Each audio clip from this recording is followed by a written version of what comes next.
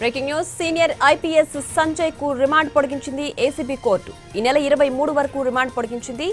అగ్నిమాపక నిధుల దుర్వినియోగం కేసులో ఐపీఎస్ అధికారి సంజయ్ కుమార్ ను ఏసీబీ అరెస్ట్ చేసింది. ఇప్పటికే 3 రోజులు కస్టడీకి తీసుకుని విచారించింది.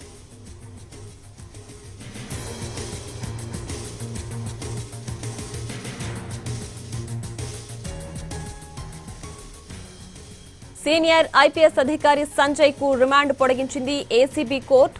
ఈ నెల 23 వరకు రిమాండ్ పొడిగించింది. అగ్నిమాపక నిధుల దుర్వినియోగం కేసులో ఐపీఎస్ అధికారి సంజయ్ కుమార్ ను ఏసీబీ అరెస్ట్ చేసింది. ఇప్పటికే 3 రోజులు కస్టడీకి తీసుకుని విచారించింది.